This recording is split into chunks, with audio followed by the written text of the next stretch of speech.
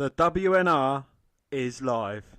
My name is James Rowlands, and in 2015 I started a WNR podcast with my friend Dan White. And every month we bring you the latest collections, newest content, 205 Live and the crown jewel of the WNR NXT update. Also each month the latest pay-per-views, and we are live not only for the Big Four but every takeover as well.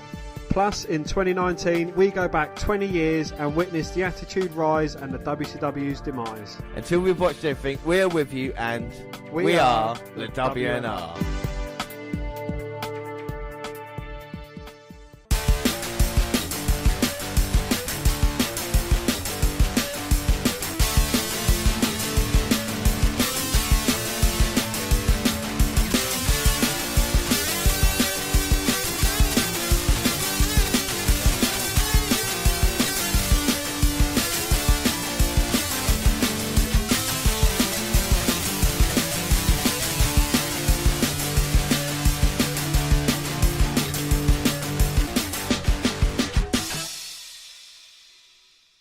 Yes, hello, I am James Rowlands, and as always I'm joined by Dan White. And today it's the WNR201, it's NXT Takeover Phoenix live pre-show. But first and foremost, we'd just like to thank everybody who listened to the WNR 200 last night, made it such a successful podcast. Dan, what are your thoughts 24 hours on? I thought it was good, yeah, you know, we covered a lot of funny moments that we've experienced. There was a bit of emotional moments as well, and a lot of pictures. Yes, there was a lot of stuff, but we'd just like to thank everybody. Over 50,000 listens last night, and we're continuing it here tonight as well. Before we do anything else, let's start with the alternate intro.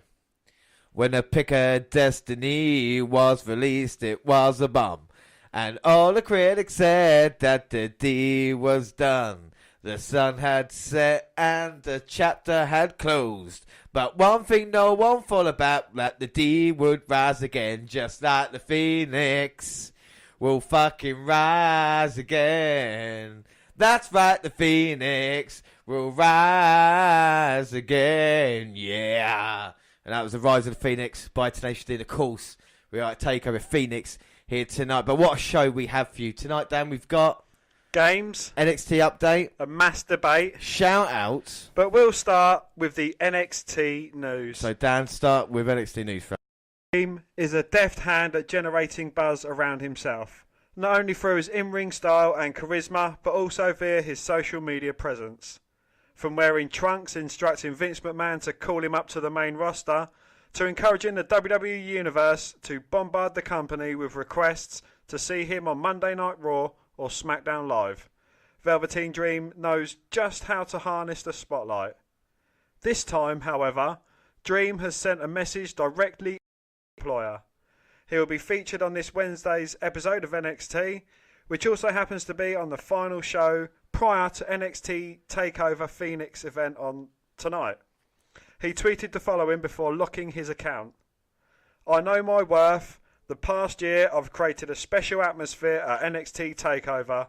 Until we can come to an agreement as to what my worth actually is, there won't be any appearances or performances from the Velveteen Dream or my likeness." Well, Dream has proven himself in the ring as he continues to improve with stellar matches against Tommaso Ciampa, Aleister Black, Johnny Gargano and Ricochet, to name just a few. But I mean, is the Velveteen Dream ready for the main roster? Could he be a surprise entrant in the Men's Royal Rumble match tomorrow night? Is it wise calling the WWE? I mean, what are your thoughts? Yes. I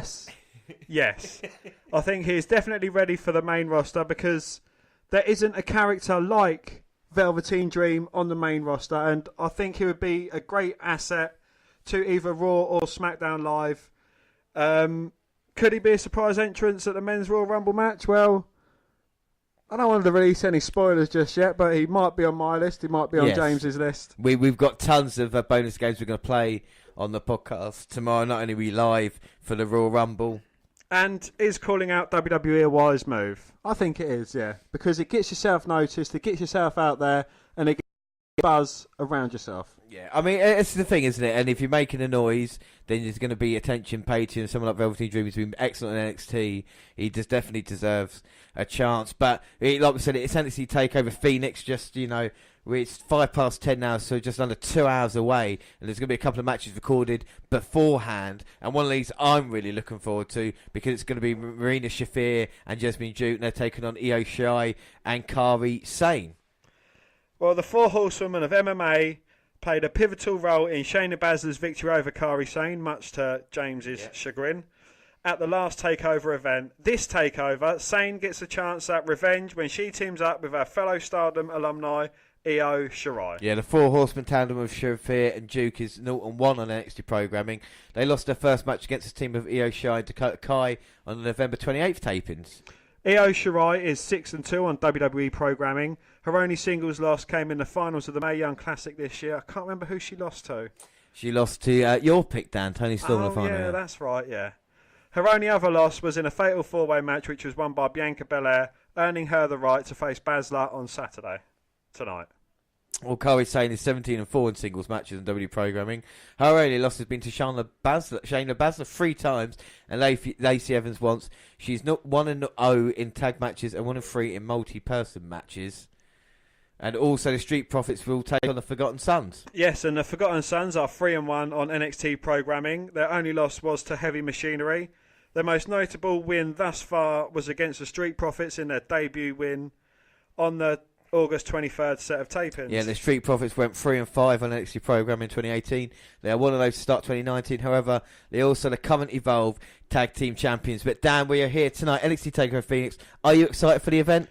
I am excited, yes. NXT takeovers are amazing. I don't think one has let me down since we've started watching them. Yeah, and what card night? So we'll run through the card later. We've got the latest episode of NXT, and we're just looking forward to NXT Takeover Phoenix. Success around here is measured by 2 things: wins and championships. This is NXT Takeover. When it comes to NXT Takeover Phoenix, there will be one and only NXT North American champion. Bianca Belair challenges Shayna Baszler for the NXT Women's Championship at Takeover Phoenix. Wins and championships, that's what this is all about. I will make you fade to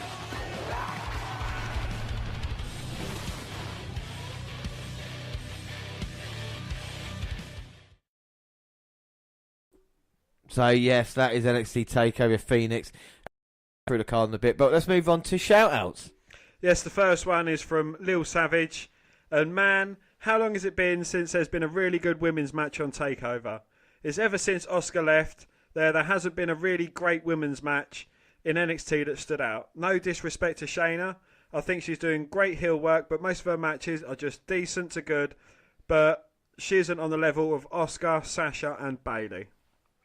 Well, James, as Baszler's biggest fan when she first come into it, I mean, what are your thoughts? No, the Baszler I liked was the kind of tough MMA talking person who would, break arms and get the victory done by any cost, make people tap out. Not the one who's relied on help from Marina Shafir and Jasmine Duke and made her look weak. And I've been saying this for a long time. The NXT Women's Division is the weakest it's been in a very long time. Shayna Baszler, for me, is not the champion we need right now, and there's no real faces in the division to go against her, apart from Kairi Sane and Io Shirai. And it's really missing out. And if you look at the main roster and how good it is recently, it's because they've taken every good woman that there is. And even like people like Lacey Evans and Nikki Cross, who could have done a lot more in NXT, have taken them up and trying to not give them opportunity. And I think that's why NXT's kind of missing out a little bit. Whereas last great match, I think Kairi Sane and Baszler, Kairi Sane can have great matches. So I'm hoping the next great match is Kairi Sane versus Shirai for the NXT Women's Championship down the road. I think those two women can really pull something out special, and then we can have maybe see a great rivalry, something different than what we've seen before, because if we get 2 heels now, maybe they'll give us a chance later on. What are your thoughts on the women's division at the moment? Well, is it kind of hampered that you've got NXT UK because they've taken arguably two women that could have been huge stars on NXT in Toni Storm and Rhea Ripley?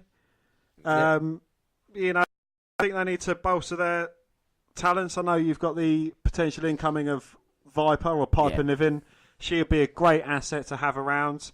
I do think they need to go shopping and get a few more, you know, to join the ranks. Yeah, it's thin, isn't it? Raw and SmackDown at the moment are not bad. And like we said, for the Rumble tomorrow night, there's 23 confirmed. So that's awesome compared to what it was kind of last year. Whereas NXT and NXT UK kind of thin on the ground at the moment and even need to build talent up or do something else. It's been a bit unlucky with people like Dakota Kai and even Kairi Sane with her injury. But I think with Shafir and Duke, they're too green at the moment to do anything. So that means they're going to stick around NXT and help Baszler out for a while, which I think is going to be a problem. Don't get me wrong, I like Bianca Belair, but she's not shown me enough to really have this kind of opportunity. And I'm not feeling the match that much, you know. But anyway, we'll talk about the match more later. And up next, Anderson Tablas said, I almost wish NXT TakeOver stars could have a press conference like the UFC and NJPW. I kind of like the press conferences. But then again, I mean, NXT and WWE do that with kind of contract signings in a way. If it's kind of a major event, they do have that at WrestleManias and stuff like this. But you know, it might be an interesting concept. I think with NXT, there's room for the manoeuvre and maybe doing different things, if you know what I mean, with it, as opposed to WWE.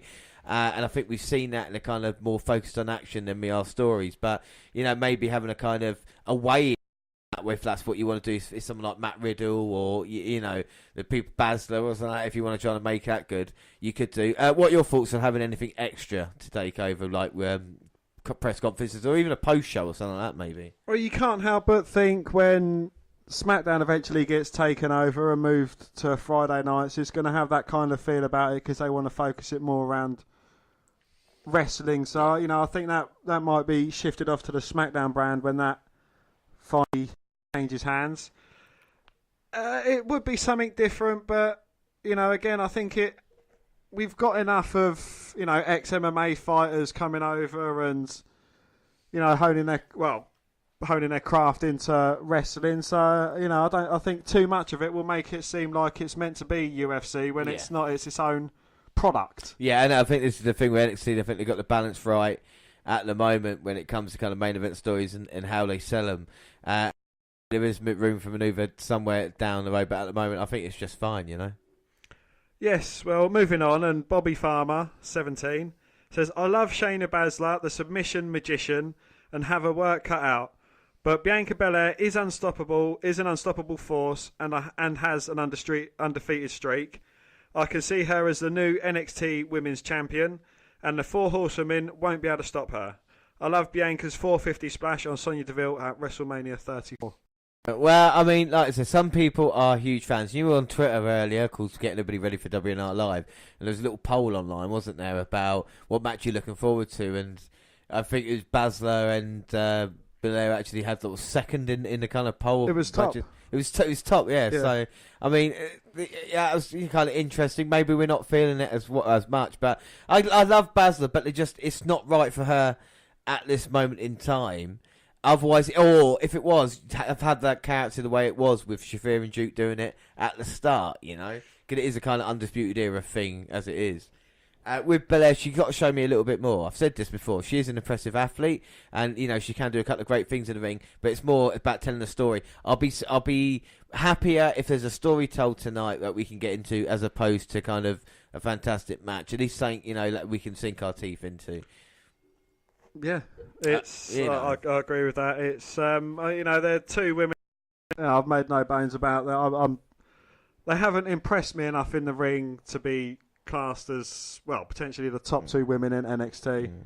And I think there's a few other women that deserve their spots. But it is good to see something a bit different happening at NXT TakeOver. You know, like Shayna Baszler's been in the title picture for the past, I'd say about nearly a year now, since she's defeated Ember Moon. Yeah, ever since the end of the kind of Mae Young Classic, really, she's been involved in change things up. Then we need to get rid of Baszler. So I think that's something that WWE NXT definitely needs to look at. Andrew Peralta says Aleister Black will deliver a Black Mass kick to Tommaso Ciampa and become the two-time NXT champion at TakeOver Phoenix. And believe me, Aleister will paint it black. To me, he's the next Undertaker. Now, Dan, you're a huge fan of Aleister Black. That is pretty heavy, though, to say he's the next Undertaker.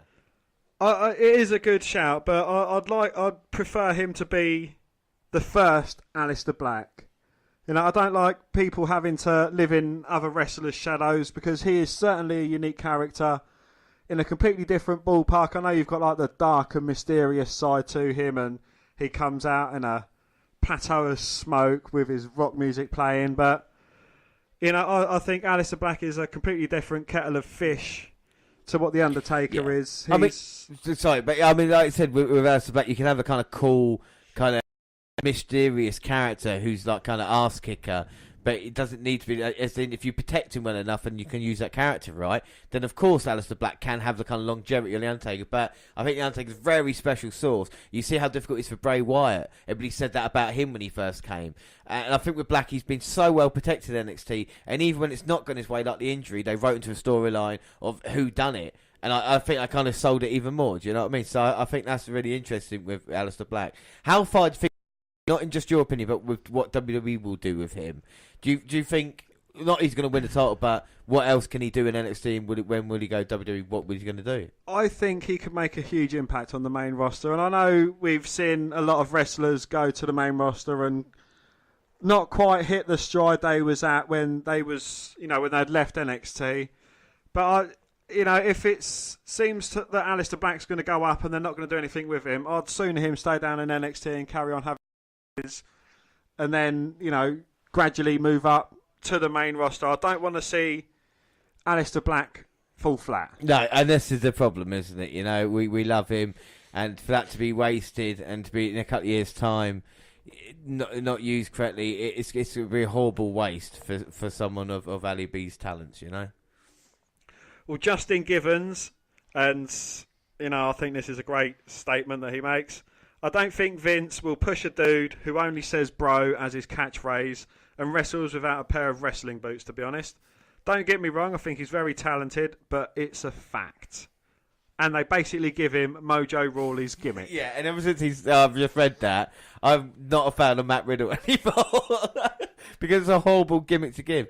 A lot of people do complain about Riddle and his look. It's a look he did in MMA, obviously, and it's got over in wrestling.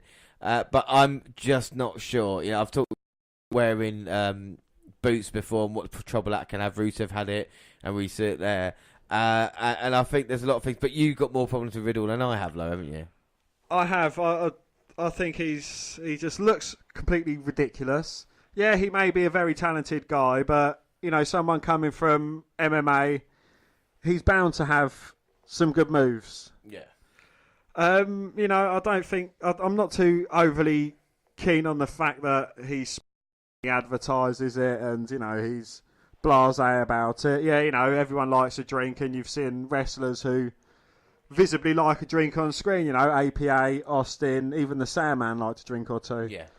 But, you know, it wasn't what defined them as a character. It's everything else they've done that defined them as a character. Yeah, I think you're right about that. And as for saying, oh, bro me, bro this, I made my day, but, you know, he's completely fucking up words just for the sake of a bit of comedy factor. It's and it's really funny. I think he's a good talent, and I think there's a lot of potential there with him, but at the moment I don't know if it's the right way of doing it, and I don't know if he's going to be a serious threat on the main roster. There seems to be split. People hate him or say that he should face Brock Lesnar, and again, you can't do that straight away, you know, and no. It's going to be difficult.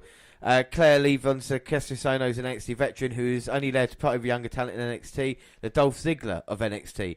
Now, is that really a bad position, though, that Cassius Ohno finds himself in? You know, I'm not saying it's just about money, but he's there, you know. Well, is he this day's Rhino?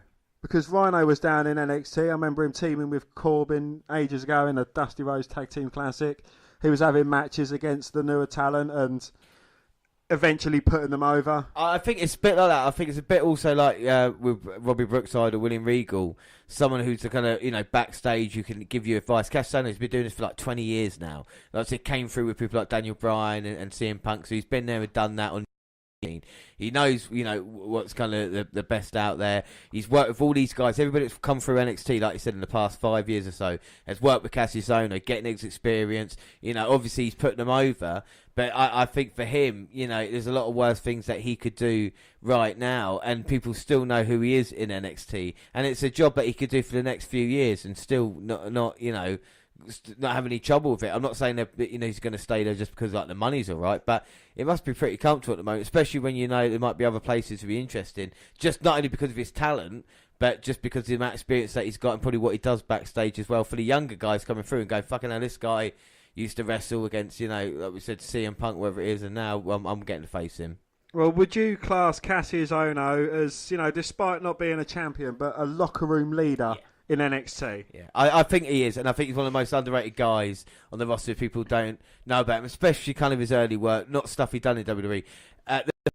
About Cassius Ohno, a couple of things. He missed out on a Shield gimmick. As we know, they picked Roman Reigns over him. And when he first debuted, he was known as Cassius Ohno. He had the KO, and they were going to go for him as a knockout artist. And the WWE had a problem with kind of his weight and his look, and he kind of went away.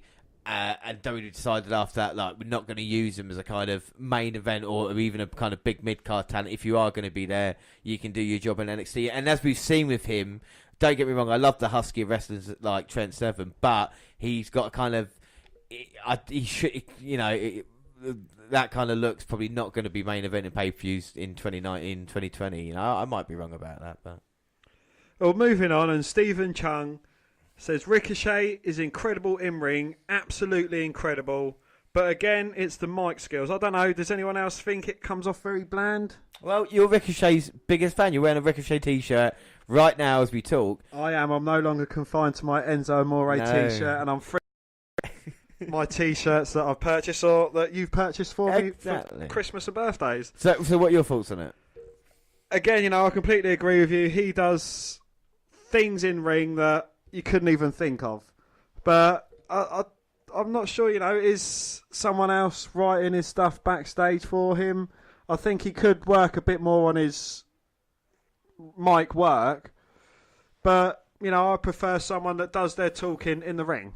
Yeah, say it, but I think someone like Paul Heyman would be perfect with a Ricochet. Because if you're going to go, who's Paul Heyman going to have next? If you have a guy who's like Brock Lesnar, or, a big another heavyweight, it's going to be the kind of the same thing. Just imagine if he came out and goes, this guy I've got is the greatest athlete in the world. Like AJ Styles, you think you're good. Brian, you think you're good. This dude can do anything in the world. And he only has to come out and he just get, the one and only, like, put his hand up. Doesn't have to say anything.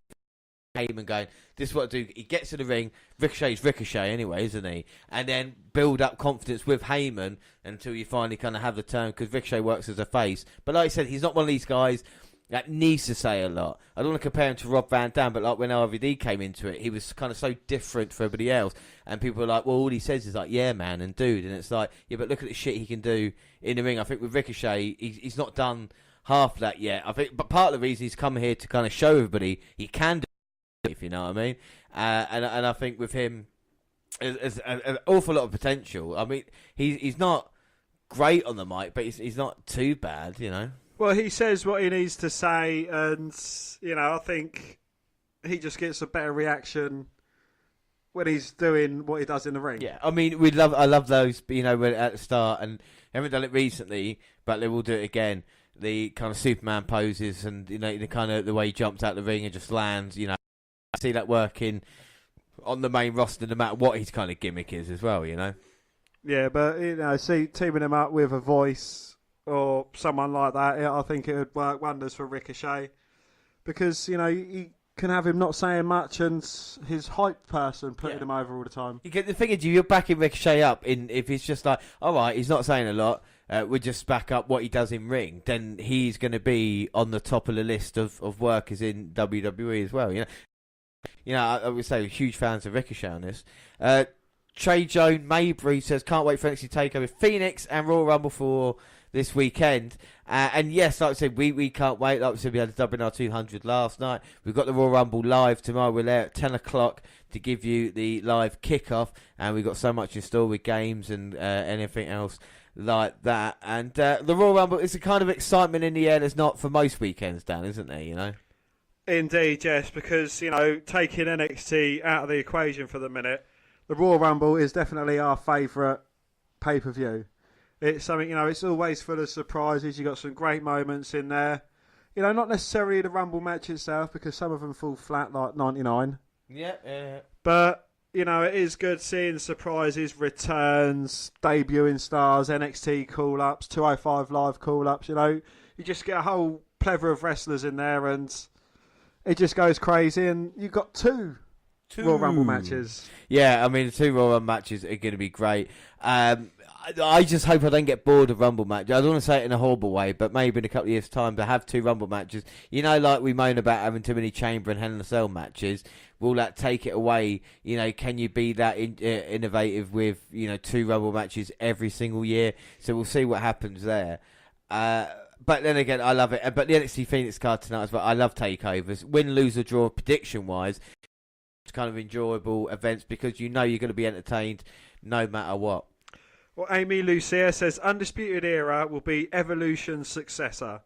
Their debut at main roster should be like Nexus's by disabling everyone and destroying everything like Super Kick to Michael Cole and Corey Graves. But haven't we seen this before? Haven't we seen what I was thinking? Because I saw that comment and I thought, oh, okay. First off, to say that Evolution's successor, what do you mean? They're building stars for the future? How many future world heavyweight champions are there in the Undisputed Era? Don't get me wrong, we like Kyle O'Reilly, and I know you detest Adam Cole, but you maybe say he's the only guy that would possibly be on the list of even future Intercontinental champions, to be fair. Because Roderick Strong's been around for a while now in NXT. We all know about Bobby Fish. And of course, Kyle O'Reilly. Is there anybody really that's going to break out of there and be like the guy like Randy Orton or Batista was? I'm kind of doing your work for you. I mean, like... Well, yeah, as you say, I think at the looks of it, it is only going to be Adam Cole that's got the potential to maybe even get anywhere near a heavyweight championship. With Evolution, I think... They was kind of established wrestlers before they got together. You had 16-time Ric Flair. You had, 14-time Yeah, well, you eventually got 14 with, Evolution's help. You got 13-time Randy Orton. Yeah, and you got, 6-time champion Batista. And even 6 is the same Stone Cold Steve Austin. Maybe if you look at the Shield, but even the Shield has so much more kind of success. It'd be interesting to see. What I wouldn't mind doing, if Ronda Rousey is actually going to go away, throw a spanner into the works, debut the Undisputed Era, but debut him with the kind of 4 guys as we know, plus Shafir, Duke, and Baszler as the 7. Have them run, so you have, when you have like McMahon giving all the roster out on the entranceway, Era coming out, men and women destroy the entire roster, and then you can play the Rousey into it. Is she part of him? Is she not? When she maybe comes back at SummerSlam. Rousey joins the team. There you go. You've got your fucking 4 women. You've got your 4 men who could be the top kind of heels. Play off that. If you want to do it in that way, which would be too different to the Nexus. My only worry, if they come out and beat everybody up and do that and they're wearing the black and yellow, again, there's going to be similarities to it, isn't there? So this is a difficult thing. Yeah, well, the thing is you want to come up and you want to be unique. When Nexus done their own thing, they completely destroyed the arena. When the Shield came up, they done their own thing again. They was kind of like the Hounds of Justice. And even when the Wyatts came in, they was quite dark, mysterious, and they'd have all the fireflies and they'd come down, So everything they do is different, and you want to kind of be your own stable. You don't want to kind of run off the back and say, oh, yeah, we're the next Evolution, we're the next NWO. But is that the problem at the moment? There's not enough stables. I know there's the kind of sanity, but what do they do with that? Is there not enough teams? Is it like we talk about? Is the amount of talent that's around? Can't you get 4 guys together and actually make a group, and then they can battle? For, at least it's for a reason. For group supremacy or whatever that is, and it kind of makes sense that way. There's not enough teams. There's too many guys not doing anything. And if the Undisputed would go up, what teams would they face? Like I said, the Wyatts aren't around anymore. So it would be the New Day, maybe, that they could go against. Or Sanity, who haven't been used kind of correctly. And, then it kind of... You think it might get a little bit confusing. But, Yeah.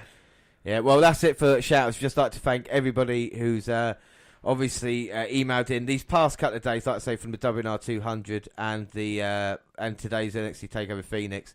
Like I said, we've got people kind of messaging, listening all the time. BC Mendoza is listening, so Sophia Vass on Google and, of course, Facebook. You can check the link and listen to us. We'll be live again tomorrow at 10 p.m. But I think it's time to catch up on the latest episode of NXT. We had 1 episode left before Takeover Phoenix. And Dan, we're gonna I think we're fancy watching it. So when does NXT Update start, Dan? Now!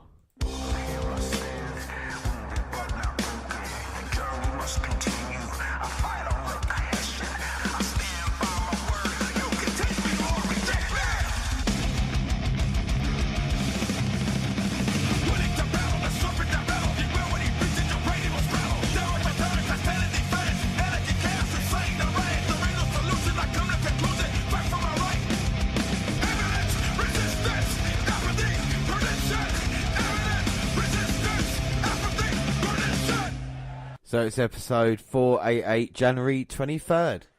And the show opens with the intro video. And we see Ricochet walking into the building moments ago.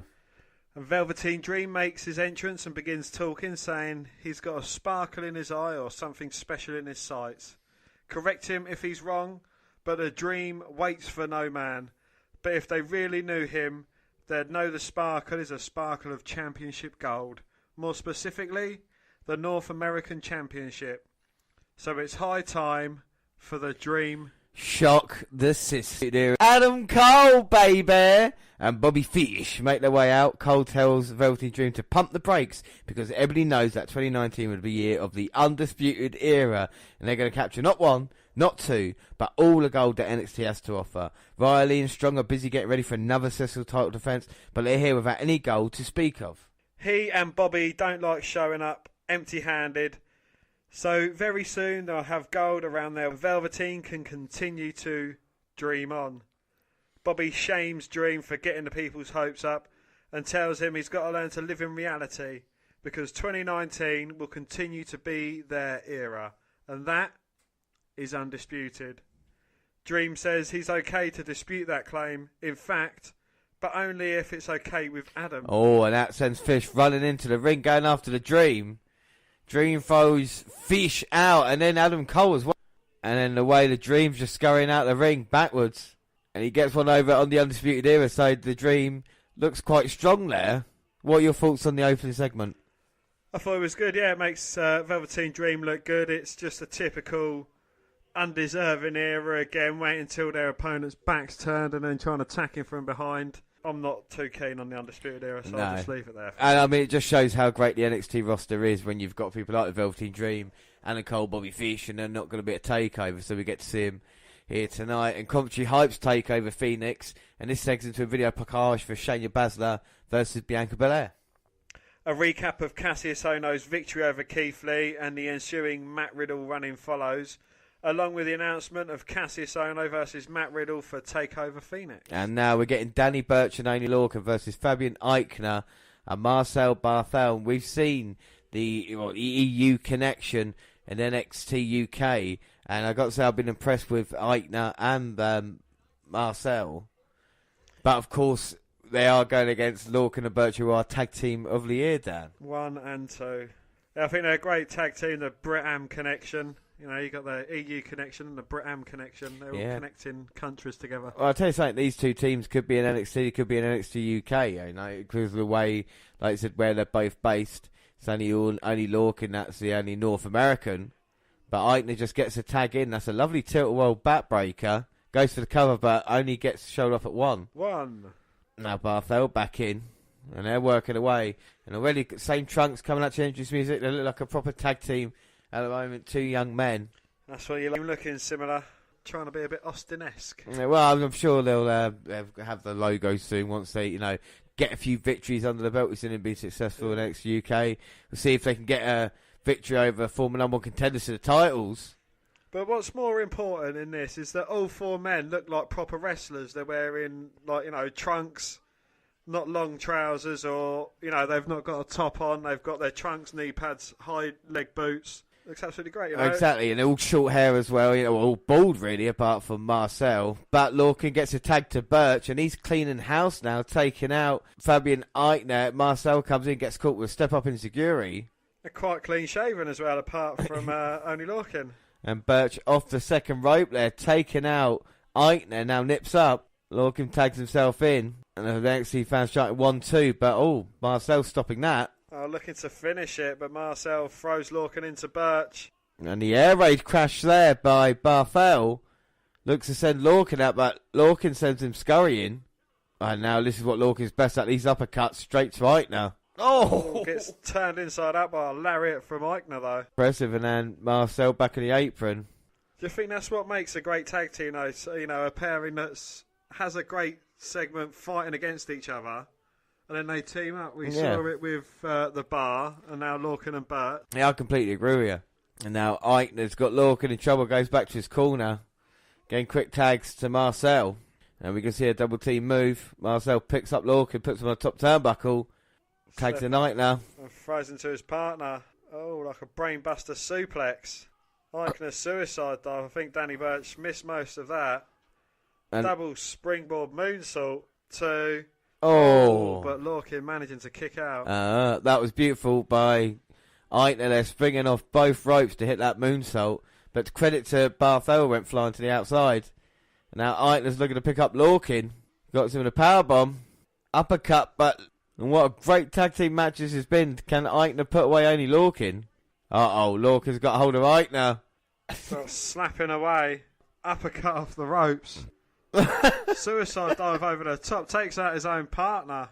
And now Burch back to his feet. They got Marcel, but here comes Eichner. Steps up to the top rope and just takes out both Lorcan and Burch. Fabian Eichner, welcome to the show. And he throws Lorcan in. And now here comes Eichner again, springboard. Gets ducked by Lorcan, rolls him up, 1, 2, 3. Oh, gets a victory. Marcel trying to stop the pin, but Burch had hold of him. And Lorcan and Burch 1-2 kind of escape with a victory, but very well done. And what a great match that was. What are your thoughts on it? Absolutely great match. Yeah, it was a high intensity match from the get-go. All 4 men brought it, and yeah, you know, it is just strength to strength for Lorcan and Burch. Yeah, I mean, and Eichner and Marcel look like stars there. Like I said, with a bit more work, a bit more character development, I think they can go a long way, either it's NXT or in NXT now, taking Burch and Lorcan to the limit. Well, we get a video package for Aleister Black versus Tommaso Ciampa. And Amber Nova and Tenelle Brooks versus Io Shirai and Kairi Sane. So here we go. Io Shirai, my pick for the Mae Young Classic, made it to the final. Of course, the winner of the first, Kairi Sane, coming out here. The Pirate Princess has been away due to injury, but now she's back. And she must be a little bit upset that she's not in the contention to face Baszler for the title when, in my eyes, she got screwed out of it, you know? Well, you may recognise Brooks here as Rebel, formerly of Impact Wrestling fame. Yeah, I really think Shirai's got a bone to pick with Brilliant Regal, and I think NXT, I don't think it's fair that the way she got treated in the NXT Championship match against Baszler with the interference of Shafir and Jasmine Duke, that she wouldn't be able to have a title match right now, and I think that's a real problem. I've got a real problem. I know you haven't got a problem with it. I've got a real problem. Well, just catch it on the flip side, right? What do wrestling fans, and mainly marks and smart people, getting too many opportunities?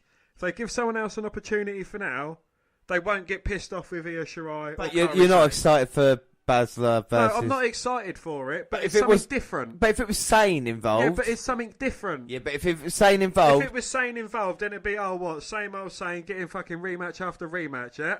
And I know you're not happy about it, but what pissed me off? Seth Rollins getting loads of opportunities. Well, give Io Shirai a chance, and look how great she is in the early going there. Easy with the handspring, and then hits the back elbow as well. Put her in it. That's different, isn't it? Keep them quiet for now. Give them, a couple of tag matches. I'm sick of Baszler. I don't want Baszler as women's champion. Sane got screwed out of it. Shirai deserves a chance. Both of these women. I'm sorry. Is that the man who thought Shayna Baszler was the next best thing since sliced bread when she come in? Before she needed help. And then he kind of... Where's Jasmine Duke? Where's Marina Shafir? Why are they not involved? Sane's just got tagged in. They've beaten them already. Taking Nova out with the net breaker and a big elbow to shot. There's better people who had an opportunity to go against Baszler. And I think if I'm Sane, I'm not happy. She hits the elbow. She's going to go up for the insane elbow. Yeah, but you're not seeing the bigger picture. But gets blocked by Brooks, who gets tagged in. What's the bigger picture then? Not keep giving the same people the same opportunities. But they're going to do it anyway. It's something that they don't do in NXT. No. Who was the last contender for the NXT Championship? They always Velveteen Dream. Yeah, and Velveteen Dream's been involved. They're always involved in the same opportunities. Gargano. Exactly. And he had 3 matches with Ciampa. Yeah, and Ali B was involved. Now Ali B's having a match with Ciampa, so that match it's all kind of been involved around the same thing. Have we seen Ali B versus Ciampa? The storyline should make sense. Have we seen Ali B versus Ciampa?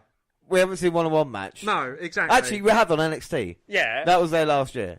Not on the Takeover event. Exactly. But it's all about the story being involved in the same thing. But it's not the same fucking match each and every time. But what I'm saying is that the storyline should be involved in the fact that it should still make sense. You shouldn't just bring an outside force like Bianca Belair just because you need to. No, right? Kairi Sane got screwed out of the NXT Women's Championship. Sane took her dukes and lost. No, yeah? she didn't take it because it's outside interference. The referee, Renee Regal, should have done something about that. Yes, but Kairi Sane has clearly gotten over it. You need to as well. Kairi Sane hasn't got over it. That's the point I was making. The fact that she must be upset, and maybe that's why they've been so dominant in this match. The fact Kairi Sane knows that she deserves to be at NXT Takeover for the Women's Championship rather than going against Tenelle But she's and accepted Amber Nova. that she lost, right? Whether you like to admit it or not, whether she got screwed or not, she lost. Yeah, and the other point, if you do want to get something different, put Io Shirai in a match instead of Bianca Belair. There you go, job done. No, because they're not really something different, are they? And I'm not because you're because racist. There we go. Because Dan's a racist. He can't have two Japanese women being a different. Because for him, it's too similar. So there we go. By the way, Io Shirai and Kairi Sane win the match very dominantly. Like you said, both of these women should be at TakeOver, involved in women's championship match. No, not like I said. I never said like you say. Like you should have said. Like you should have said. No, Kairi because you're not seeing my Io point. Shirai. All right then. Well, give the gobbledygooker an NXT title match then, because at least it's someone different then, isn't it? Give the Boogeyman a chance at North American Championship. As shit as she may be. No, just give anybody a chance. Go on, Brooklyn Brawler, give him a WWE title opportunity against Daniel Bryan, because that doesn't happen that often. Then you've got to have a reason for change. You can't just be. You've got to have a reason. What? Being undefeated, beating Nikki Cross. Yeah, she may be shit. Beating Nikki Cross. But she's being undefeated. She's got a reason to be in the NXT Women's Championship picture. Whether you like it or not, it's true. They should have made it a fatal four-way match and had Io Shirai and Kairi Sane involved if they were going to make it. Because it would have been interesting. They're the most... because you want them. Okay, who's the number one babyface then, woman on NXT now? Who's the one and two? Really Who's 1 and 2 and 3 now? If you look at the NXT Women's Division, who have we got? We've got Kairi Sane number 1, Io Shirai number 2. It's heels, you've got Baszler, and then probably Bianca Belair because she is a heel as well. So you need your faces to go against your heels, which makes sense. No, because you're thinking in WWE terms. This is in NXT terms as well. You get the heels going against the faces. Not necessarily. You do, because Gargano's a heel now. He's second in behind Ciampa. Aleister Black's a face. Behind him is Ricochet, and that's why these two, they're going against each other in their matches. But what I will say right now, maybe we should just take a break from NXT because obviously tensions are running high and try and diffuse it by... let's play a game, Dan, shall we? Let's play Baszler or Dunn. Now, this is a very special game. I have 5 pictures to show Dan, and he always said that Baszler looked like Dunn and Dunn looked like Baszler. So what I've done is I kind of put either of their faces on another person's body. You've got to tell me if it's Baszler or Dunn. So I'm going to show you the first one. If you could explain the picture to everybody, what it is, and then... So, up first, Dan, what have we got? Well, it's a nice female figure wearing a beautiful purple dress, and that looks like Shayna Baszler with a nice body. Shayna Baszler. No, it's in fact, if you look closer at the face, it's Pete Dunne. Pete Dunne's first one, so you got to have one. Up next, is it Baszler or Dunn? what have we got? Well, there's a bit of a beer belly, and there are visual breasts. So I'm going to go Shayna Baszler. Yeah, it is Shayna Baszler. You are right. So we got one out of 2. Up next, over the Christmas period, this person was busy taking some pictures. Who we got? Again, another gorgeous figure in a beautiful red Christmas-style dress. But on closer inspection, it is Pete Dunne. It is Pete Dunne. 2 for 1, Dan. Well done. So, right, that's 3. So, 4th one coming up now. Is it Baszler or is it Dunne? Well, the build and the muscles. I don't think Pete Dunne's that well ripped, so it's got to be Shayna Baszler. It is Shayna Baszler. So, is that on Conan's body? That is on Conan the Barbarian's body. K-Dog, Conan. No, not Conan. And up next, the last one. Right, see if you can get 4 out of 5. Is it Baszler or Dunne? That is Shayna Baszler. Yeah, I think that is the greatest one of all time. We will tweet all these pictures. No, that's Pete Dunne, unfortunately, there, with his hair done up. We had them ready for NXT Blackpool, but we ran out of time. We're trying not to run out of time here tonight, like we did yesterday. We're hoping to go for another hour. Takeover begins at midnight, our time, and we cannot wait for it. We're going to run through the card in a little bit, and of course give you the second clip of NXT. But up first, well, Dan, should we masturbate? I think it's a good time to have a masturbate. I think it's a great time to have a masturbate. So let's have a masturbate. So basically, it's 3 subjects, and each one is a kind of 2-choice one. You have to pick one and argue that case. You know, to basically, who would you pick? Who would you not take to Treasure Island, but who would you keep if the apocalypse was coming? You only had one grab, one inside. Who would you choose? But you have to choose at least one of these people. Up first, this is going to be quite a difficult one. Well, they're all quite difficult for you, Dan, at the moment. But we'll start off with, would you rather Adam Cole or Matt Riddle? So out of the 2, which one would you rather keep? I'd face the apocalypse alone, but seeing as I have to choose one, I think I would go for Adam Cole. Adam Cole. So why would you go Adam Cole in an apocalypse? Well, I think, despite all the outside interference, we have seen a couple of good matches that Adam Cole has been involved in. Outside interference, if he was on his own, would he be a bit too bland? Would we not be talking about him? He certainly is, in my opinion, more over with the fans than Matt Riddle. Yeah. And I think he's got a lot more talent in the ring as well. But I think when you look at potential, you look at Matt Riddle, because he comes in, he was in MMA, still a young guy. He's been training up, and you can see the kind of potential and the look. Yes, he might need a character overhaul and a bit of a change. I think there's a lot more upside with him, and I think the crowd reaction has been positive so far, and I think he's probably going to have more success on the main roster than someone like Adam Cole. I think with Matt Riddle, it's built in there, especially the MMA thing. You can pair him off maybe to a Brock Lesnar on the main roster with Adam Cole. Would that be believable, I don't think it would. You look at Brock Lesnar, I think he's got more chance of beating Matt Riddle, in my opinion, than he has with Adam Cole and the Undisputed Era. Because, 9 times out of 10, the Undeserving Era are going to get involved. They are going to cost the match for the opponent. All it takes is one of them to jump up on the side, get a huge clothesline from Brock Lesnar or an F5, and that gives the opponent a chance to get in it, where Matt Riddle is going to try and use it on like his bro strength alone. I know he'll have probably a more competitive match, but seeing 2 UFC style guys going against each other, I think it's kind of too much UFC style or MMA style. Yeah, I think you might be right with that, but I agree with you that Adam Cole's a fantastic talent and has done great in-ring stuff with NXT. You have said that now. I didn't say fantastic talent. I said he's had some good matches. Yeah, granted, a majority of them are multi-person matches, but to take one example, the match he had against Ricochet was very good. Yeah, without a doubt, and I would agree with you there. But still, I think it'd be interesting to see what they do. But I think you get the point in that mass debate. I think Adam Cole at this moment in time is kind of better than Matt Riddle. Next one, Dan. Ricochet or Aleister Black. Now, because I like both of these, you're going to have to choose one, and I'll go with the other one. Okay, I will pick Aleister Black as the best. And I tell you, this might get quite involved. The first one we didn't really fight for, but I'm going to go Eddie B as a guy who's going to have more, is worth more than Ricochet. Now, do you want me to start my argument why? Start your argument why. Now, first off, Aleister Black is a main event talent. Now, the gimmick and everything that's set out from NXT works perfectly. And as we got a shout out earlier about him being like the Undertaker, there's a kind of mystique about him and a kind of coolness, and the fans are behind him and everything that he does that we haven't seen in a long time. Everything he does is believable. Every match and feud that he's had has been brilliant on NXT. Since, how many superstars come in and kind of get lost in the shuffle like we talk about? Aleister Black, since he's debuted, since his very first takeover match, has been involved in every major storyline.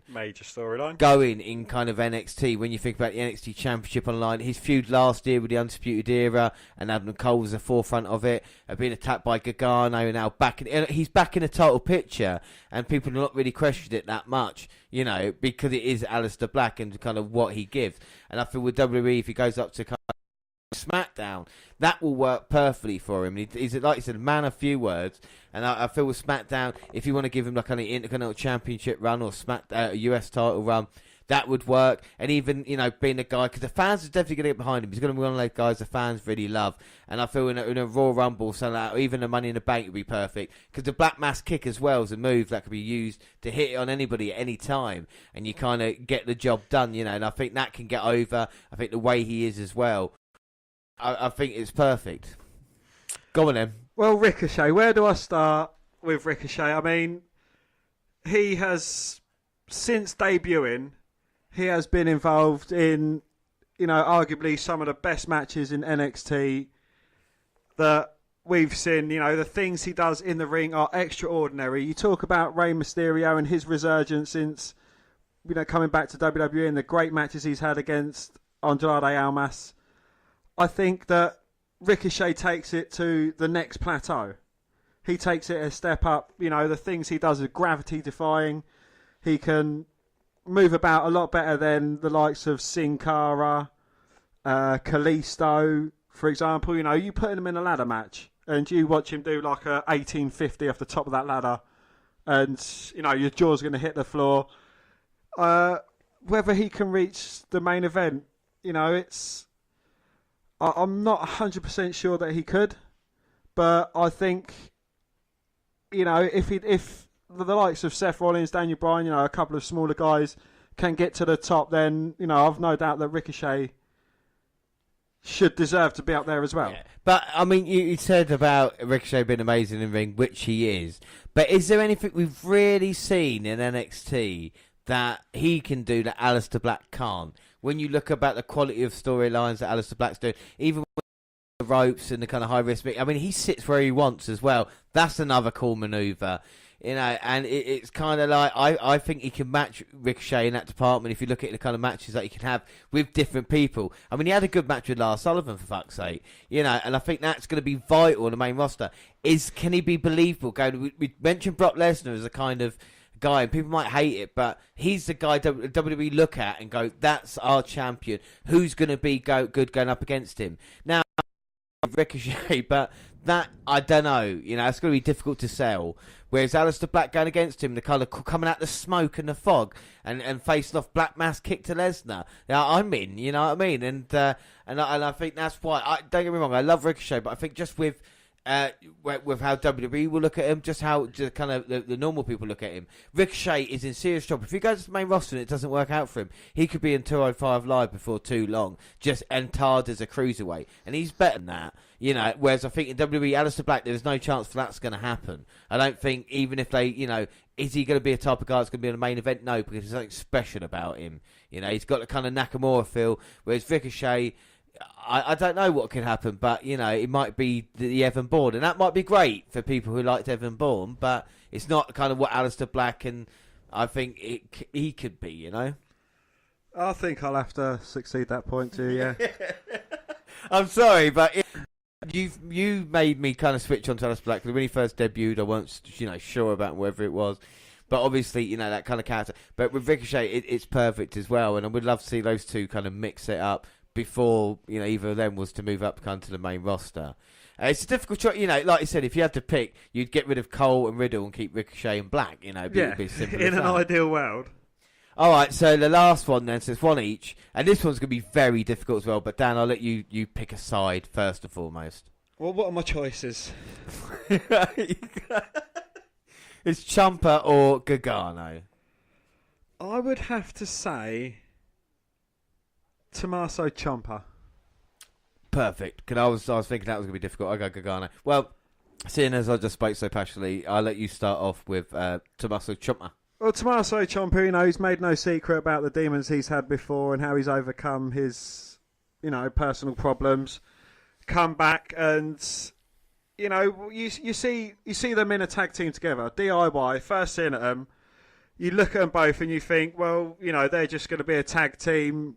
I doubt they'll break up, after a few years' time. And, they just probably drift out. They go the Ascension route. But since then, he went out injured. He come back and he's taken Johnny Gargano to the limit, if not beaten him. For example, the Last Man Standing match. Absolutely great match. He's come in and his character portrayal well, how when he's talking, he just stares at his belt and, refers to it as Big Goldie. Just the way he is, the way he's been manipulating everyone around him. He could have had a match, but no, he chose to put Gargano and Black in a cage. He suggested it to him and they just kind of drunk it in and was like, yeah, that sounds like a good idea. And he's just been at the sidelines. He's not been playing...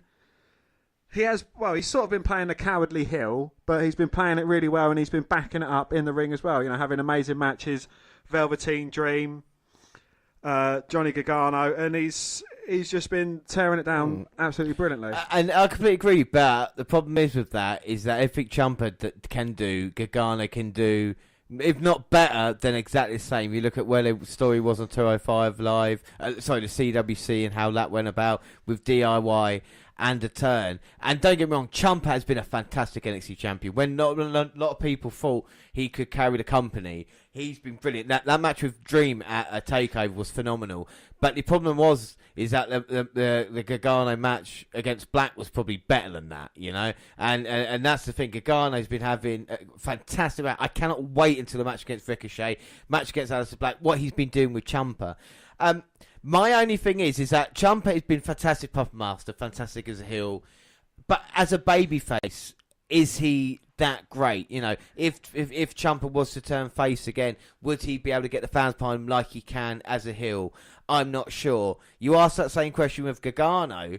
How loved was he when he first feud with when the first turn in the Ciampa feud? Ciampa was the most hated man. Gargano was kind of cheered. He could do no wrong. And then we've seen this kind of, thanks to Ciampa's manipulation, kind of like this spell under him, Gargano has turned into the guy that we don't like. And he wants to win championships and he's listening to Ciampa now. He's attacking, wrestlers under like Ciampa's command. He's teaming up with him. And the fans have turned against him. But the thing is that all Gargano has to do is kind of one thing, and I will reference here Indiana Jones and the Temple of Doom. Thank you very much, because in the film, Indiana Jones is under this kind of spell given to him, and he's been a right prick to Short Round. A Short Round burns him, and Indiana Jones grabs on Short Round. And he goes, "I'm okay, kid," and just winks at him. All right. Imagine if Gargano turns round after all this, when he's got Ciampa at his weakest, and super kicks him and says, "I was playing you all along." The fans would be like, "Yes, it was Gargano all along," and the kind of love and the kind of number one face, he would become yet again Gargano and being that guy over Ciampa. Or if that doesn't happen, keep him as heel, and Gargano is playing that kind of psycho heel as well as Ciampa is right now as well, and that's why I think I'll pick Gargano over Ciampa. But what do you do with Gargano when he wins a title? Gargano is always best when he's chasing, when it's just out of his grasp. You give him a title, what's he going to do? There's not a lot further he can go with it. He's kind of stuck with a title. He's probably going to lose it a couple of weeks later or the following month, and it wouldn't mean as much. But with Ciampa as champion, the way he's been pulling strings, ducking, dodging, avoiding challenges, and I know, pushing it to the back. Yeah, I know. It's kind of similar as well in that way, the main roster to kind of Kevin Owens and Sami Zayn, because they were kind of friendship was so close and so tied together. But because Owens is a heel, kind of he could do a lot more and kind of feud with a lot more people. And I think with Ciampa, like I said, he's a little bit bigger than Gargano as well. With NXT, I think the story will culminate if Gargano does win. Like you said, it probably won't be a long reign, and then it'll be moved up, and then the Ciampa Gargano thing will probably start again as well. And with Ciampa, he could go about his business. You could bring the Gargano feud in. I think at the moment Gargano's kind of maybe too focused on Ciampa, and that you talk about being focused on someone. I think it is down to Ciampa that Gargano's focused on him, whereas Ciampa can go around and have matches with the Dream and have matches with Black, and he's still got feuds. But for Gargano, that's kind of his number one guy. Even though Gargano's with Ricochet at the moment having a match, his number one priority is still Ciampa on his mind. You can see that by the fixation. I hate to say it, but I think might just beat out Gargano. So I didn't think it was actually going to happen. I think Gargano's a better worker than Ciampa. Yeah. Don't get me wrong, but I just think, like you said, with the overall kind of package, I think at the moment Ciampa's exceeded expectations. Even the kind of injury that he had, it's kind of not taking him out in that way either, All right, Dan, so you win the mass debate 2-1. I mean, I'm quite impressed with that. We're going to run through the card in a little bit, but I think right now, as the kickoff on WWE Network starts, we'll catch up on our second part of NXT. And Dan, I mean, just one question. When are we watching that second part? Now!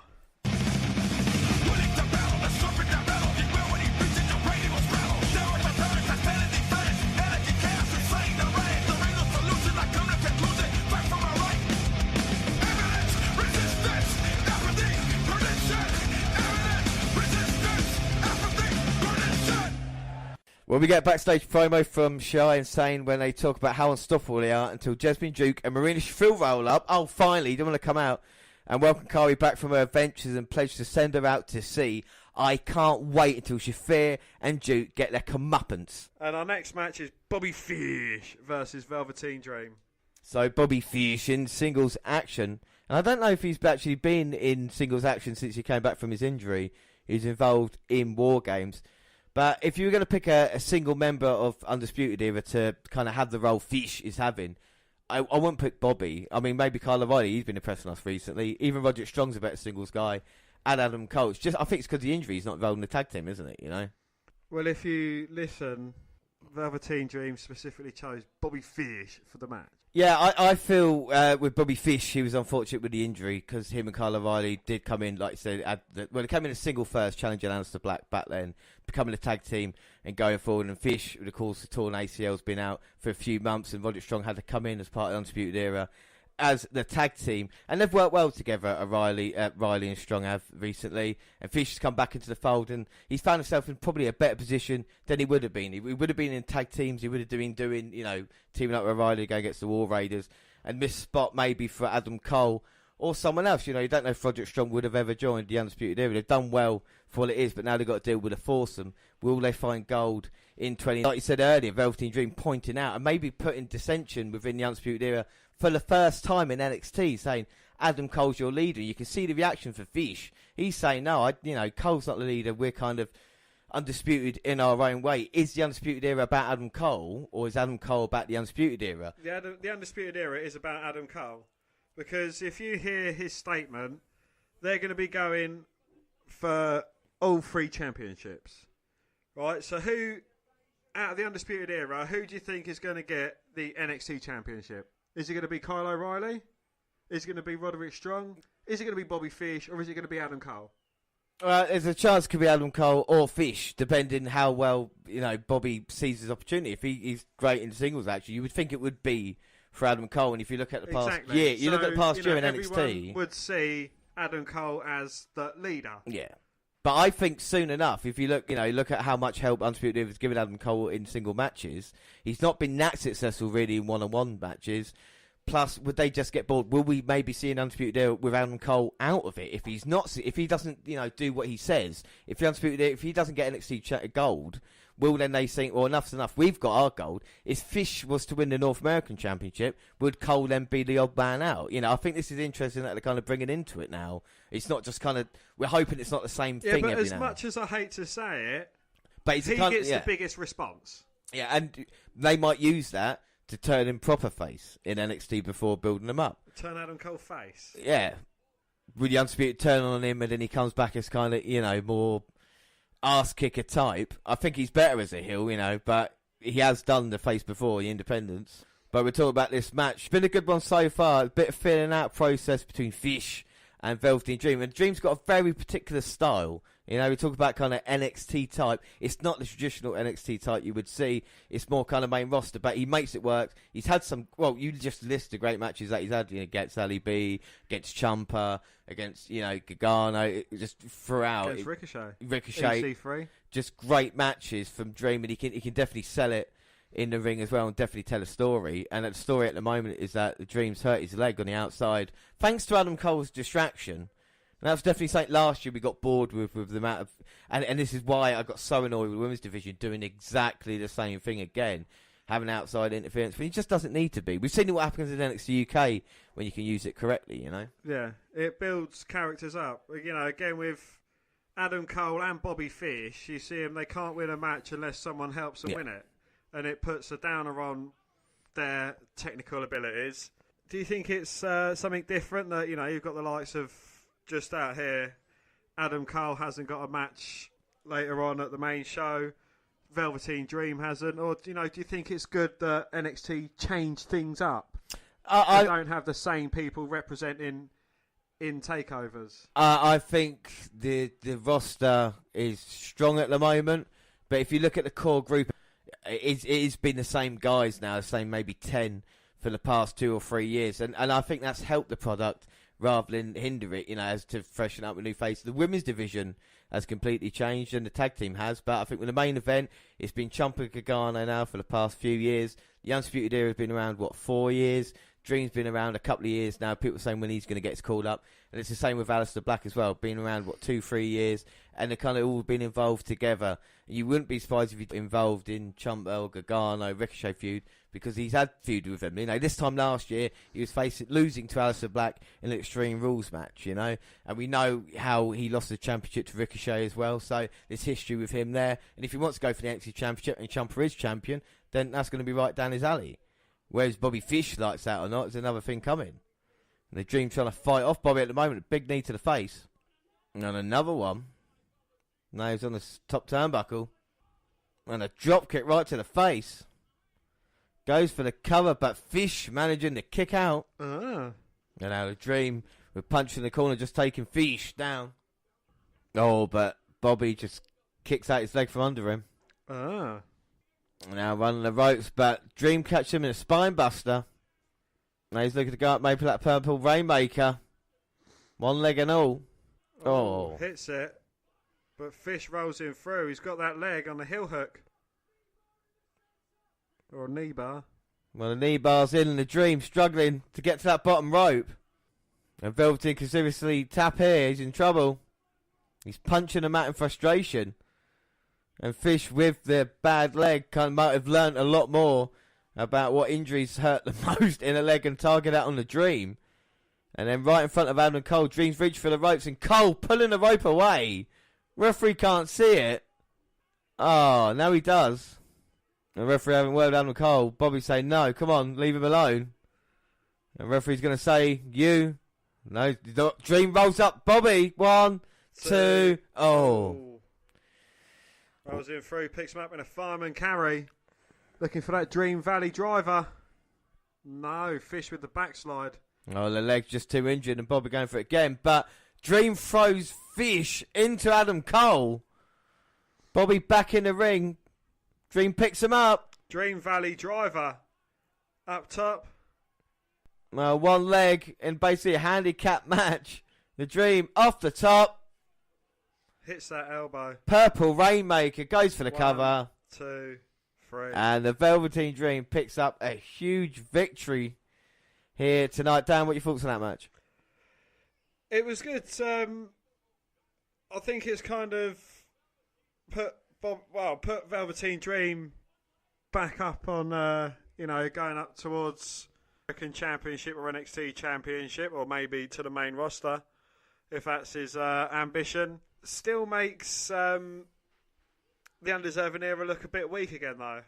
Because even despite having help from the outside, he still didn't win. Yeah, and all this, the kind of the bold calls that they're making and all the, predictions makes them look fucking stupid when they can't back up and they lose the next match, especially when it's 2-on-1, especially when the Dream has kind of been worked on. But it gets Velveteen Dream over, and like you said, whether it's this to keep him happy in NXT or whether it is to move him up to the main roster, we shall see.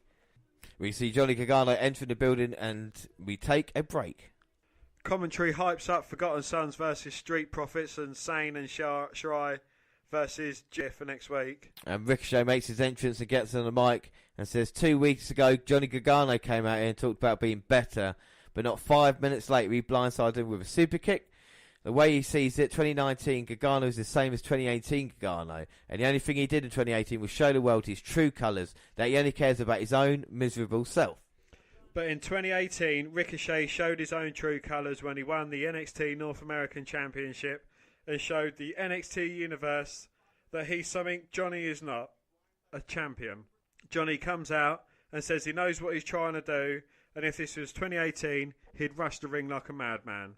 But in 2019, Johnny Gargano always has a plan. Oh my God, so Gargano's going right after Ricochet. And Ricochet blocking it. Gargano goes for that super kick.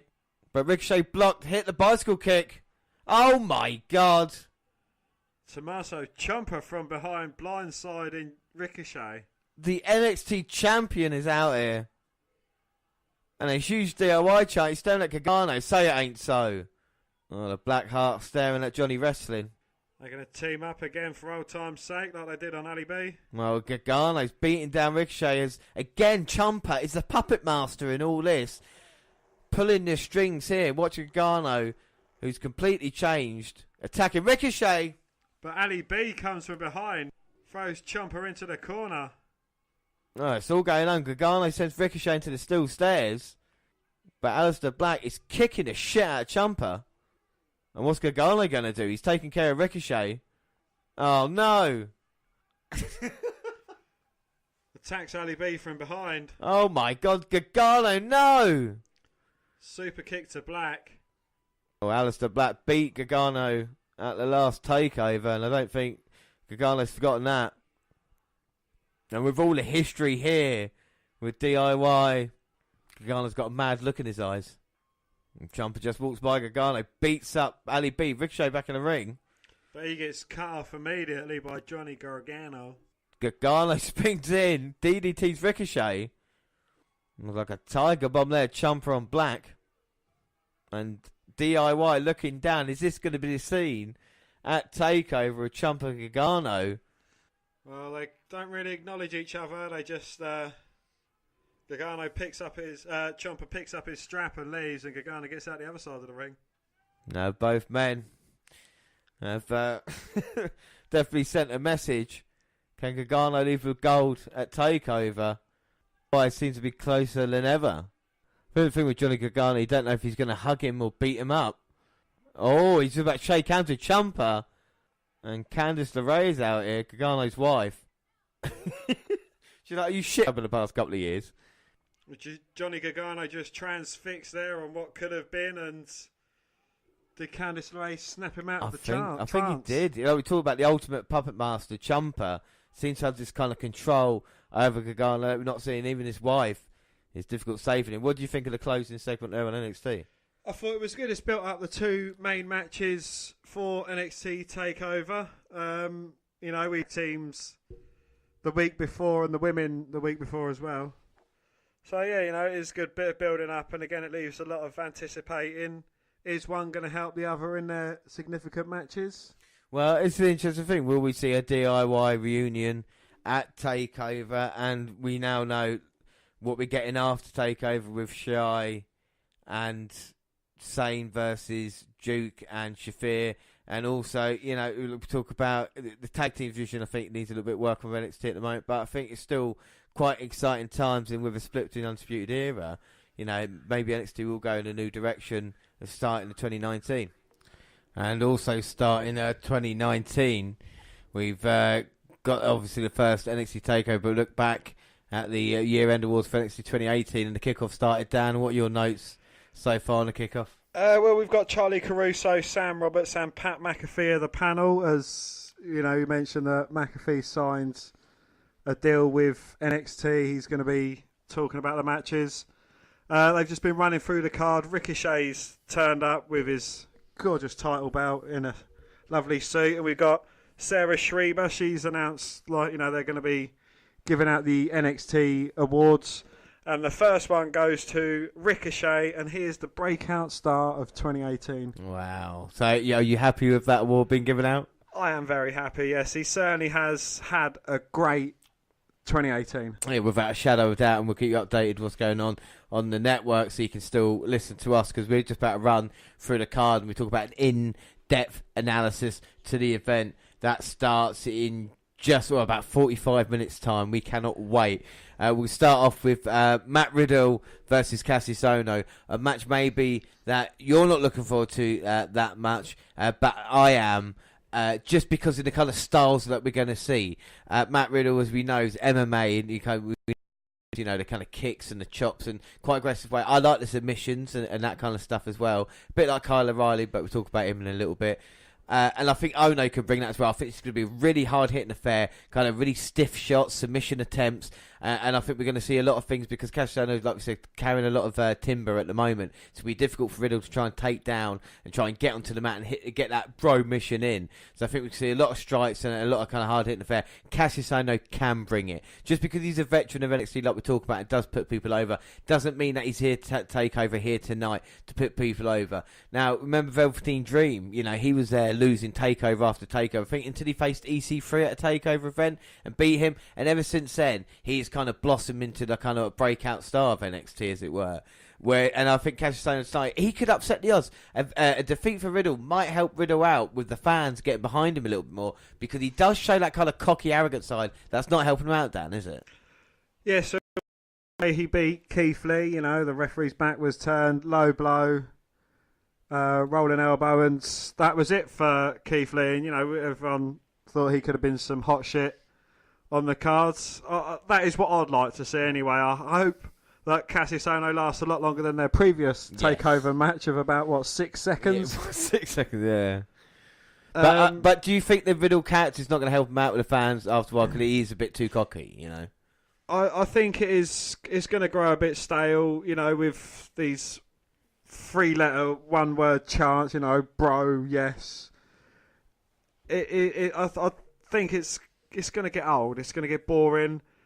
I'm not too sure on what Vince McMahon is going to think of, you know, a public stoner. Yeah. Because you saw what happened with Rob Van Dam. Yeah, well, and that's true, you know. I mean, he probably will be given a chance on NXT. I think Riddle, we talk about kind of making calls, I think Riddle will be challenging for the NXT Championship before the end of the year. And I'm not saying it just to annoy you, Dan. I just think that's what they're going to do in NXT. I think we see a lot of changes throughout the NXT now. And we see for this card at the moment, this might be kind of one of the last ones. We've got to keep this card close to us because this might be one of the last few ones where we have talents like Ricochet, Black, Gargano, Ciampa all, you know, kind of taking place.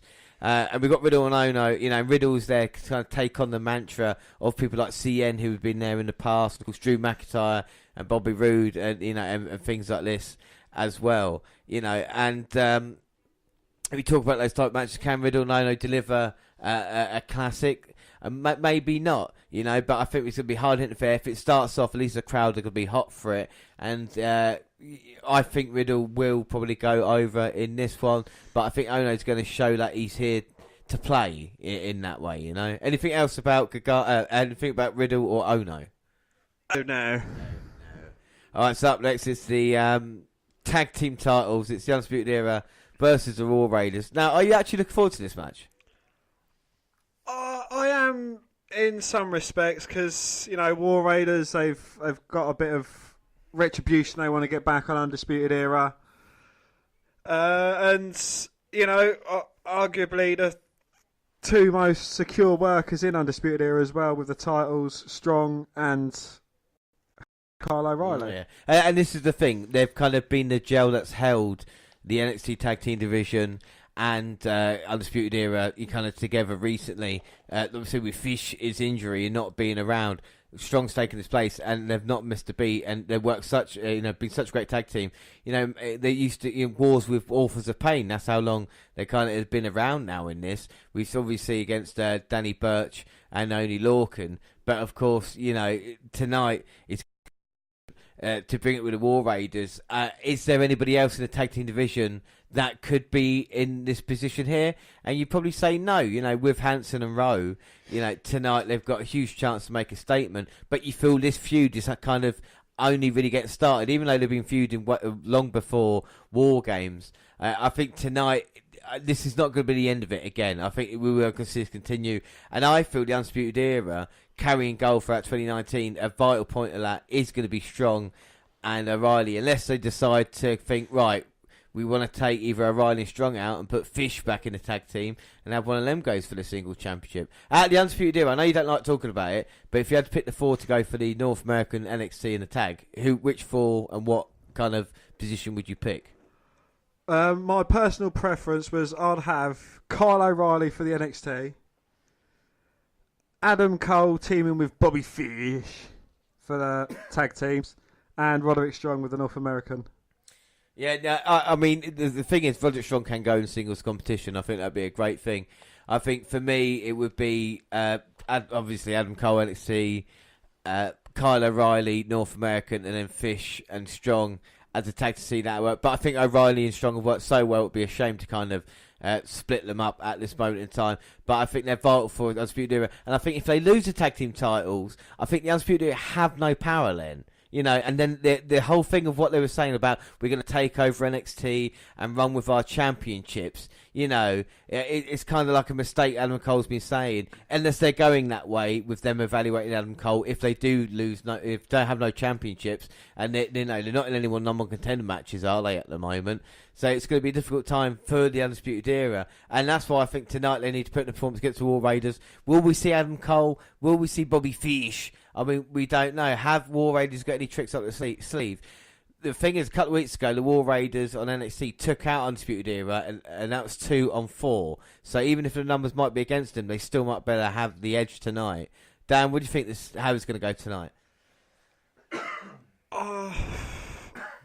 I don't know, because if Adam Cole and Bobby Fish do make an appearance tonight, you can see things swaying in the undeserving era.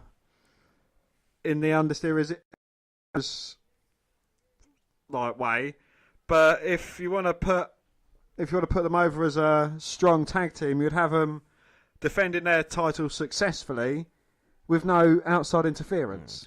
But I feel Strong and O'Reilly could potentially do this tonight. I don't think pinning Hansen, but maybe Rowe, if he was to get caught out, you know, in that, I think possibly they could get it done. You know, I've got a lot more faith in the team than I have anything else of the Undisputed Era. And it's weird that we actually discussed the Undisputed Era so thoroughly, you know, as in we haven't done that recently, but they have been a huge part of NXT the past, you know, couple of years as it is now, and obviously the future going forward. Another interesting thing, we talk about outside interference, the Undisputed Era getting involved.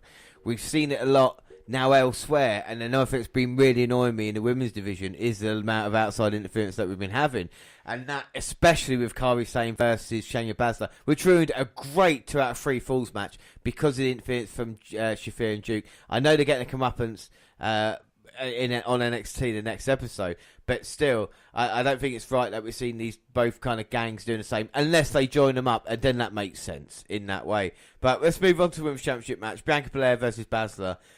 I know we're not looking forward to it that much, I don't want to put words into your mouth, but what can they do tonight to kind of make it a good match? I honestly don't know. I think they need to showcase what everyone believes Bianca Belair can do, and that the actual belief she has in herself. I think, you know, Shayna Baszler, she can have a stable match. She can have, you know, not a terrible match, but nothing, you know, nothing 5, 6, 7 star matches. She can have an okay match, and if Bianca Belair does all she can and brings Scott, there's no outside interference, and you know they might not have a terrible match as compared to what we're expecting. Yeah, I'm expect to see Shafir and Duke here at some point, especially if they want to try to protect Bianca Belair's kind of, you know, undefeated streak, as they're making a point of it. But we know, you know, with Oscar undefeated, are they kind of selling us this to say otherwise? I think it'd be interesting. Sorry, go on. Well, I was just about to say, but if like Jessamine Duke and Shafir do make an entrance, we see Kairi Io Shirai, you know, they've got a match up next.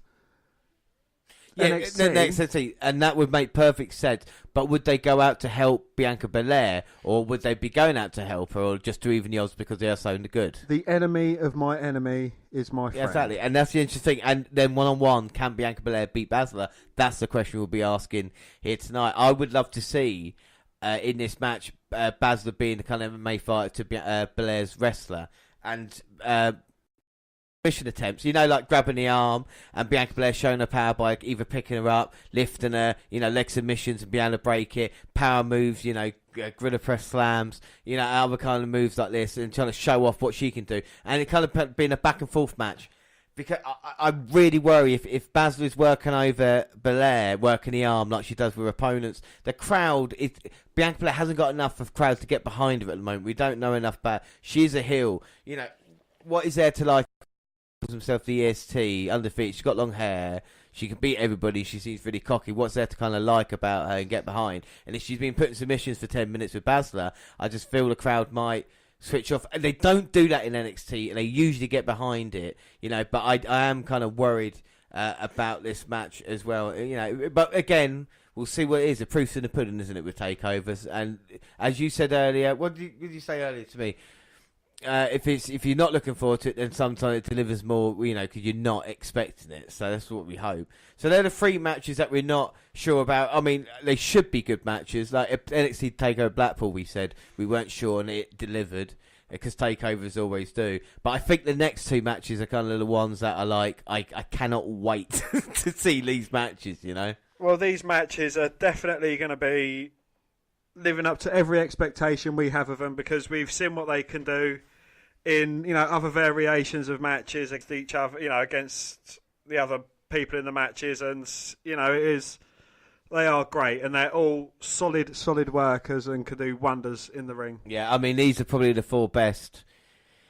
Definitely 4 best in NXT, arguably best in WWE at the moment, when you consider it. We'll do them individually, as it was, and then we just kind of talk about the respective story. But the North American Championship on the line, Johnny Gargano versus Ricochet, has been more focused. This is crazy. We talk about, as Black Johnny Gargano, kind of, he has been NXT these past couple of years. The storylines have been focused on Gargano.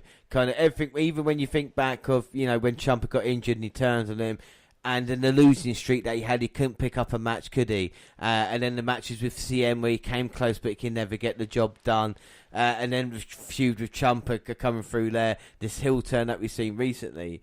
And with Ciampa pulling the strings, going against Ricochet, I cannot wait for this match. I feel that, I'm going to say this now, and if I'm wrong, then I'll eat my hat.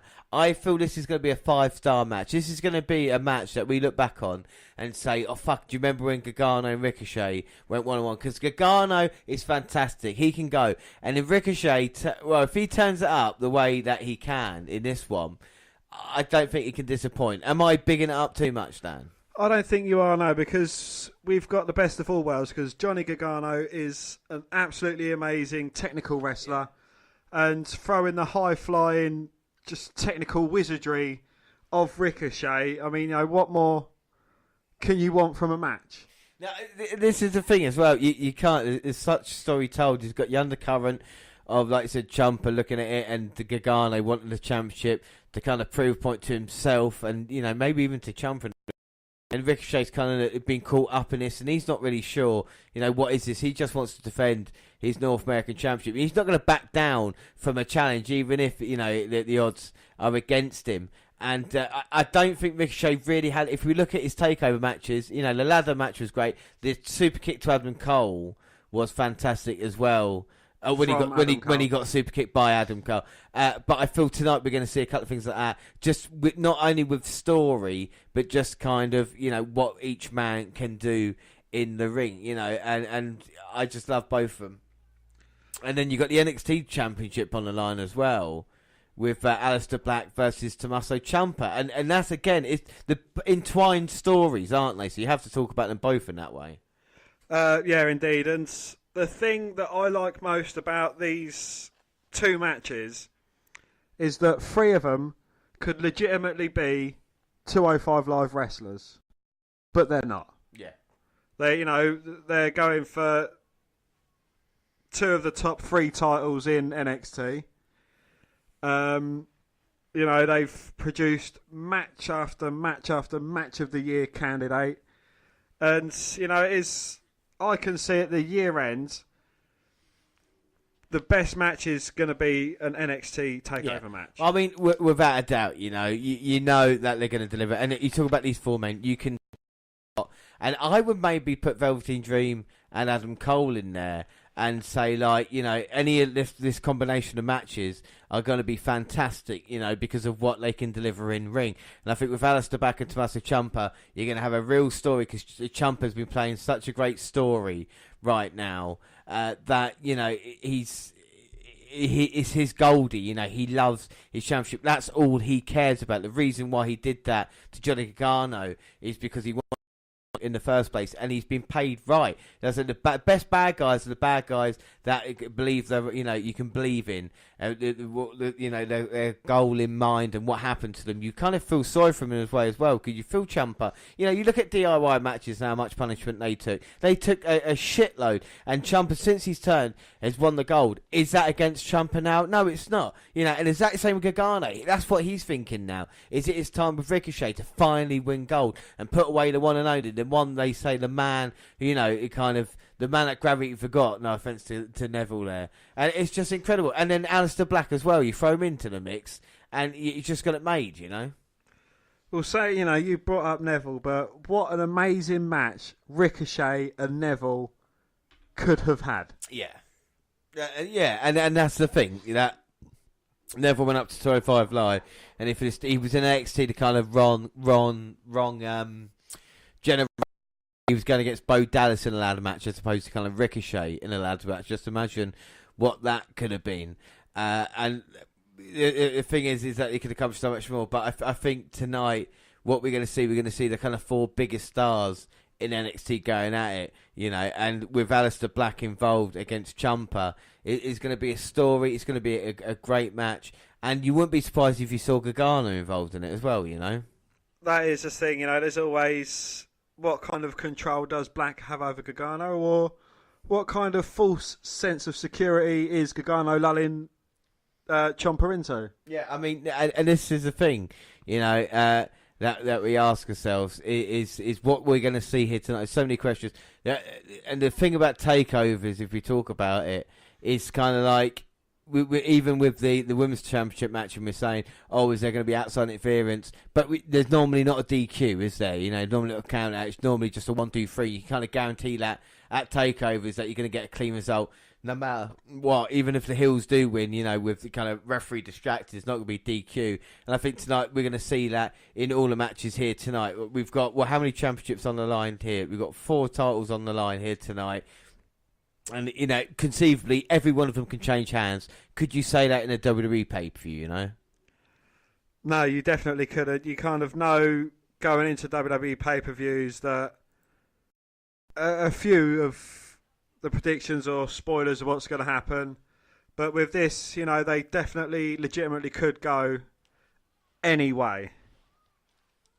Yeah, and I mean, and this is the thing, and when you look at the kind of the talent on show here tonight, and the talent that's not at TakeOver, we mentioned it, people like Kairi Sane and Io Shirai aren't here, people like Adam Cole and the Velveteen Dream, of course, Bobby Fish as well, and it's quite an incredible thing. And we're going to talk a little bit more about takeovers in just a second, and what we're looking forward to, and what to expect here tonight, and why they don't let us down. But first, we had the WNR200 yesterday, and of course, we just like to thank everybody for the kind of fantastic response. And one of the things we got the biggest response for, a few people have emailed in saying, did anybody die? No one has died, but we did have the kind of WNR200 reel that we played. Everybody wasn't listening last night. First off, just go listen to the WNR200. It was long, but it was well worth it. We in depth 200. Everything you need to know about the WNR podcast is there in those podcasts. But the WNR200 reel. So just for a second, we're going to play that here before we finish up the show.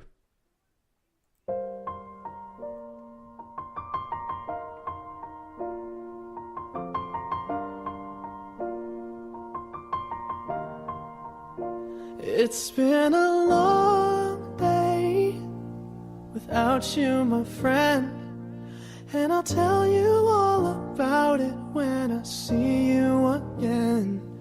We've come a long way from where we began. Oh, I'll tell you all about it when I see you again. When I see you again. Hello and welcome to the WWE Network Review, a brand new podcast. Thanks for downloading. It reviews the WWE Network and see if it offers value for money. My name is James Rowlands and I'm joined by my 2 friends, Dan White. My name's James Rowlands and as always I'm joined by Dan White and Jared Bowler. It's episode 25. In this episode we're celebrating the 25 years of The Undertaker. Hello. and welcome to the WNR podcast, or the WWE Network Review, a weekly podcast where we get the very best the WWE Network has to offer. It's been a long day without you, my friend. And I'll tell you all about it when I see you again. We've come a long way, from where we began. You know, we started. Oh, I'll tell you all about it when I see you again. Let me tell you. When I see you again.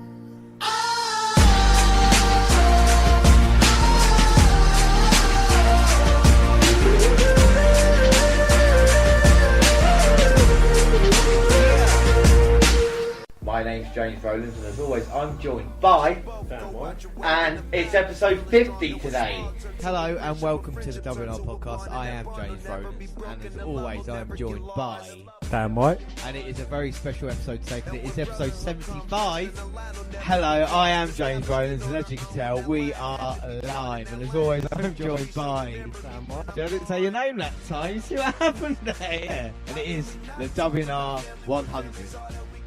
Yes, hello, I am James Rowlands, and as always, I'm joined by Dan White. and today it is the WNR 125. Well, yes, hello, I am James Rowlands, and as always, I'm joined by Dan White. and it's the WNR 150 today. Yes, hello, I am James Rowlands, and as always, I'm joined by Dan White. and today it's 175 episodes we've done. It's been a long day without you, my friend. And I'll tell you all about it when I see you again. We've come a long way from where we began. Oh, I'll tell you all about it when I see you again. When I see you again.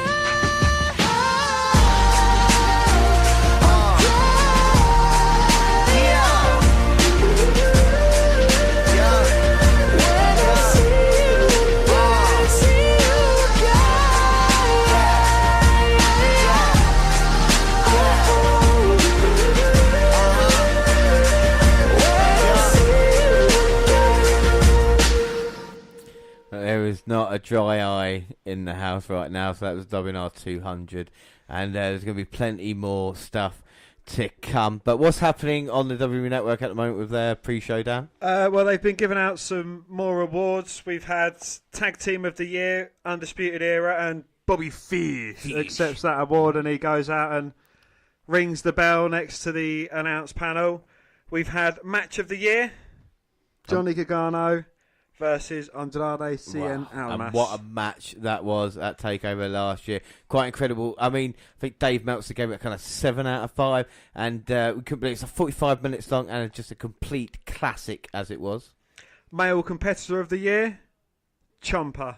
But he refuses the award and prefers his Goldie. Yeah, only one piece of gold that Ciampa cares about here. And it's great kind of character development for him. I can't say any when I say Ciampa. We've had Female Competitor of the Year, and that was won by your fanatic. Yes. And, so what? You know, the rightful winner of the Mae Young Classic. Well, not Mae Young Classic. Sorry, the rightful winner of the Takeover match with Baszler. First Mae Young winner. Of course, Kairi Sane wins Women of the Year. Is that surprising to you, maybe? I don't think it is to me, really. No, I think she has been standout Female Competitor of the Year. Yeah, I think that shows me that there's it's going to be a big year for her. And Pat McAfee's put me off a little bit on the kickoff panel at the moment, trying to get himself over instead of the talent, which will work well for him. But yeah, I mean, we're talking about takeovers, and like I say, we are just over 20 minutes away from takeovers. And why are takeovers so good, Dan? Why do they deliver so much that WWE events do not? Well, one name in mind, and that is Vince McMahon is not involved, and Triple H kind of takes the reins with Shawn Michaels helping him out there as well. And I just think they get more time. They're not trying to cram too much and too many talents into one pay-per-view. You know, we've noted that there's a few missing out here, like Velveteen Dream, Adam Cole, if you'd like to class him as a talent. And, you know, they're not getting matches here, but it's still going to be an amazing card. Yeah. You know, they don't have to use everyone at their disposal, which I think's great. Yeah. I think that I don't think it's a Vince McMahon thing as such. I think just the problem with WWE at the moment, main roster wise, is there's so much talent, so much, you know, time to fill. That's why the pay-per-views have to be 4 or 5 hours long now with that stuff. Back in the old days, you know, when pay-per-views, even the Attitude Era, pay-per-views only 2.5 hours, 3 hours long. And that was enough to kind of get the story across. I think with takeovers, you're keeping it. It was a 2-hour special originally, 2.5 hours. Maximum it's ever been maybe is 3 hours, never ever longer than that. You know, and I feel it just gives enough time. You know, the 5 matches, it gives enough space for each of them to breathe. You can still have little segments in between. You know, and they kind of set it out right. And the thing we talked about as well, there's always clean finishes. There's never kind of disqualification of countouts. At a kind of big event as it is, there's always a payoff, which you need at big events to kind of be excited about the next one. You know, that's why we only been excited about the Rumble and WrestleMania, because we know at other shows they're just going to keep going on with a storyline, you know, to the next biggest event they've got, which will be that month. With takeovers, they feel more special, and maybe the fact there's only 5 of them, you know, a year. Is that a case as well? Yeah, I think that has something to do with it. Also teamed with the fact that they get plenty of time to build it up and tell a great story towards it. You know, we've seen something common on the NXTs in between the takeovers that, you know, one week they're focused on the main event match, another week they're focused on the women's match and the tag team matches, and, you know, the secondary and tertiary matches as well. And, you know, it hooks you in and you want to know what's going on with it all. Yeah, without a shadow of doubt. You know, like I said, it's so easy to pick it up. If you're just watching NXT, this is the problem, and this is why we're here for anybody, is to put all this stuff together and trying to give you the best, and then you can pick and choose either what you watch, or, you know, even if you're going to get the network, like we said originally, but you can either choose NXT 205 Live, NXT UK. I know people haven't got enough time to watch all that, plus the kind of classic content, plus Raw, SmackDown, and everything else. And I think with NXT, if you're watching that alone, you're going to be happy with it, you know, because you get the hour each week, you get takeover events, it's always special, it always delivers, you know. Even with the worst matches on a takeover, there can always be a surprise. We talk about Riddle Ono, we talk about Baszler versus Belair. Anything can happen here tonight. You know, might be surprised. We might see a debut. We talked about the women's division. There might see a new debut of a woman coming out here, you know, staking a place. We might see a new tag team here tonight as well. We don't know who's going to be in the crowd, you know, and we're still not sure. Even though we've done a predictions, we're still not 100% sure which way we could go. If Aleister Black was to walk out here NXT champion at the end of the night, Dan, would you be 100% surprised? I probably would be a bit surprised. I wouldn't say 100% surprised. But, you know, because we've got a Royal Rumble tomorrow night as well, you know, will we see some NXT wrestlers in there, or have they kind of show their hand by saying that, you know, they're calling up Lars Sullivan, EC3? Are they going to be a couple of more obvious NXT wrestlers there, like, you know, / surprise entrances? Or are they going to save it till after WrestleMania? Buy for a couple. I definitely think we're going to see another Ciampa versus Gargano match down the road, you know, to end it all, if you know what I mean. And Aleister Black, it's potentially could be his last night here in NXT tonight, or they might, like I said, with the call-ups, leave it until after WrestleMania.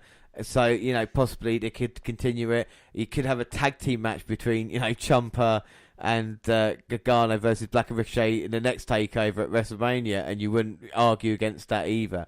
So I was about to say, so much how many times you talk it up. I can't remember the last time there's been a bad takeover, Dan. Can you actually remember the last one? I don't think we have had one. Honestly, with the kind of Chicago, and we've always do live shows for it because it's always worth staying up for. It's good it's on a Saturday as well because it gives it that little bit of different feel, you know, a bit like with Sundays with pay-per-views, you know, you've got kind of work next day. With a Saturday, you can kind of get into it and more excited, and I think that's what works for it as well. So I'm really looking forward to it. So final thoughts, Dan, what's the one thing you're hoping for here to over Phoenix?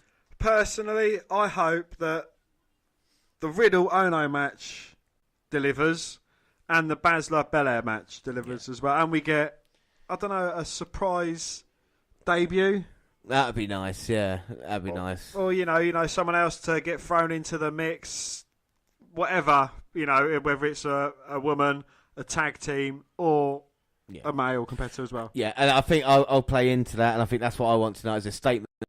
NXT to us to show us where they're going to go for the next year. They've talked about Undisputed Era. They talked about, Ciampa. Let us know tonight where you're going in either division, whether it be the tag team, women's, or the main, WrestleMania and beyond, because it's something to definitely look forward to. But there is a couple of things that, could be improved. But this is the thing about TakeOver that makes it so exciting.